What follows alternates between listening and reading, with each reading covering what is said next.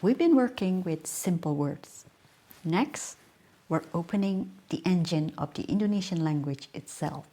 We will learn how to strip away prefixes, uncover base words, and finally understand why one small prefix can completely transform a verb. Welcome to Module 3. You learn grammar, pronouns, numbers, question words. But in real life, Indonesians don't think in grammar. They think in verbs like makan, pergi, lihat, beli, datang. Today, we focus on what actually runs a conversation. Welcome back to the Indonesian Language Lab. If you only remember one lesson from this entire series, make it this one. High-frequency verbs control almost every conversation. Today's investigation is on why do a small group of verbs dominate real Indonesian speech. Take a look at this. Some common verbs.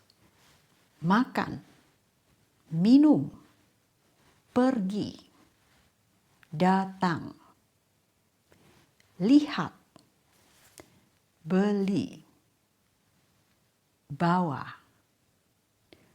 ambil, kasih. These verbs combine with everything. Let's build real sentences. Saya makan. Let's add an object. Saya makan nasi. Let's add a place. Saya makan di sini. Dia pergi. Dia pergi ke kantor. Saya beli kopi. Let's add a place. Saya beli kopi di sana. Notice something important. Indonesian does not require complex verbs. Meaning is built by adding context, not changing the verb itself. Indonesian often uses very short sentences in real life. For example, aku makan dulu. Saya pergi sekarang. Dia datang nanti. Kita lihat dulu. In conversation, these verbs get even shorter. Makan dulu ya. Pergi dulu. Lihat nanti. Beli saja. Now let's try to translate this sentence. I go to school. Yes, saya pergi ke sekolah. She buys coffee. Correct. Dia beli kopi. Dia beli kopi. We see later. Correct. Kita lihat nanti. Listen to this mini dialogue. Mau kemana? Mau beli makan? Beli apa?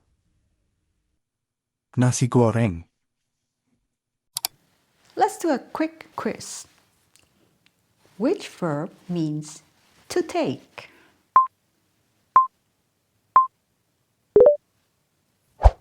Yes, correct.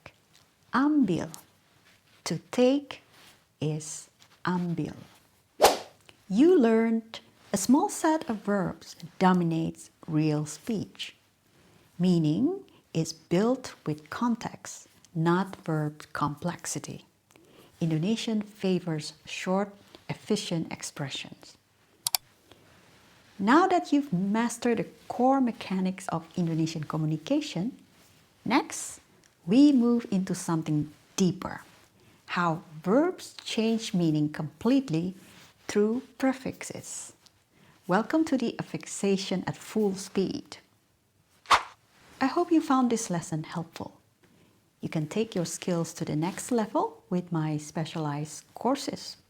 If you want to sound more natural in different settings, check out my conversion between casual and formal course. For those looking to master the complexities of language, my Indonesian Affixation for Professionals course is designed to sharpen your accuracy. You can find the links to both in the description below. Don't forget to like, subscribe, and click that bell if you haven't already. Appreciate your support and see you in the next episode.